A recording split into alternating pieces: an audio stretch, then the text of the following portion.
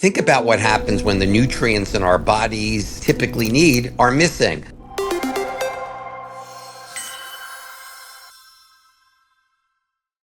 This is the Daily Dose with me, Dr. Mitch, the Chief Medical Officer for Hue Light USA. Now, and be sure to like and subscribe, hit that button, do whatever you need to do because we love sending you new content and we want you to stay notified when we release new content. Make sure you watch to the end. I always try to summarize, give you a tip how to make this important for your life and your family, so just stick with me to the very end. Could nutritional deficiency be silently contributing to health issues? The answer is resoundingly yes. We've known this for years, but what about mental health issues? Well, let's explore the right nutrients that can boost your physical, but also fortify your mental resilience as well. A 2023 study done by the Institute of Health Sciences in Poland found that individual nutrients and their deficiencies can and do affect depression risk.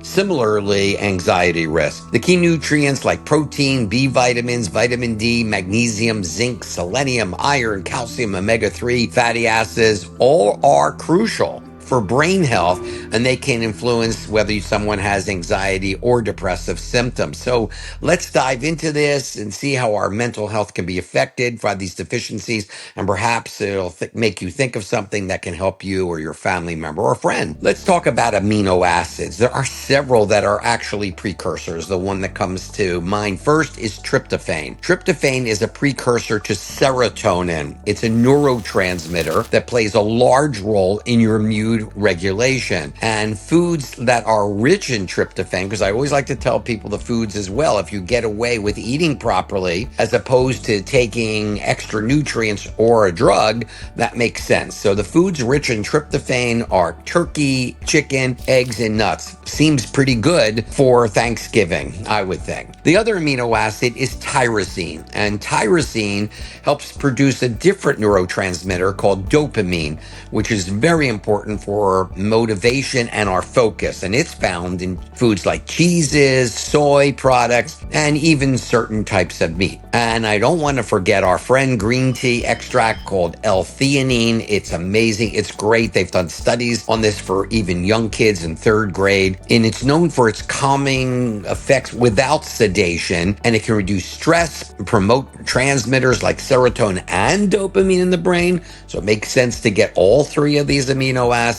It can help reduce the symptoms of anxiety. It improves sleep quality. And especially, they found, for folks that really need to get a little better cognitive performance, more attention, more focus, if you mix it with caffeine, it really makes a difference. So L-theanine in coffee, wow. Now let's talk about some of the vitamins. The B vitamins, especially B6, B9, and B12, they're crucial for neurotransmitter production and brain function. So the rich foods in B vitamins are whole grains, legumes, seeds, nuts, and dark leafy greens. And vitamin D, everyone knows the sunshine vitamin. Well, it plays also a significant role in mood regulation and reducing the risk of depression. So many articles on vitamin D, folks, in the past year and how important it is. And believe me, you should be making sure that your PCP, your primary care physician, or whoever your healthcare provider is, always at least once a year, minimally, looking at your vitamin D levels. And of course, we should talk about some minerals, magnesium being one of the main minerals because it's calming on the brain.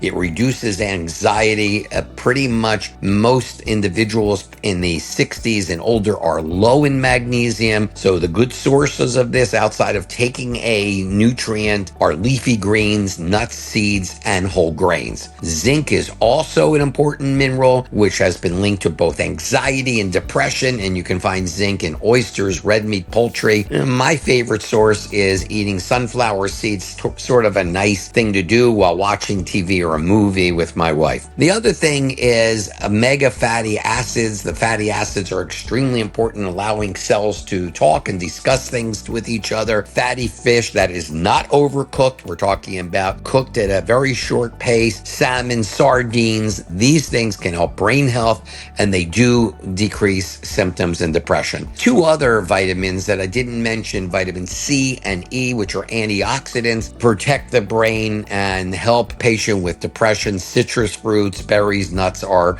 also excellent sources of this. There's one other category of chemical which I did not bring up yet, but it makes sense to do that, and that's the polyphenols. The polyphenols are a large category of vegetables and fruits, especially found in berries, tea, dark chocolate, coffee. They have profound anti-inflammatory and antioxidant properties that support brain health. At least you can have fun while helping your brain eating these things. Chocolate is a whole session by itself, since it not only has some of these chemicals, it has some special ones like tryptophan that helps you really be able to focus and feel good. And don't forget the gut. Gut things like probiotics, like found in yogurt and kefir and fermented foods, they definitely make a difference. Why? The why is because most of the neurotransmitters are, yes, actually made in the gut. If you haven't known that already, you do now.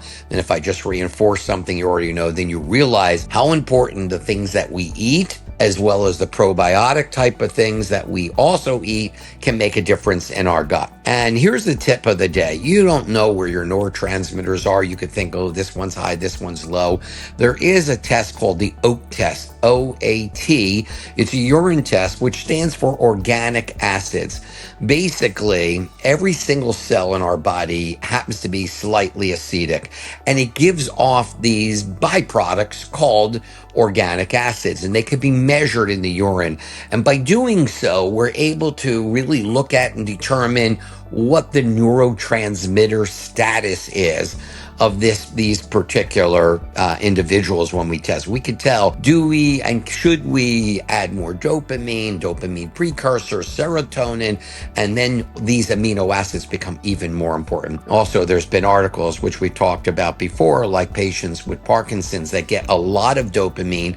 Often it causes reduction in these other amino acids, which can cause some difficulty with focusing in brain, as well as other side effects. So talk to a functional physician about an organic acid test. A lot of information coming from that as well.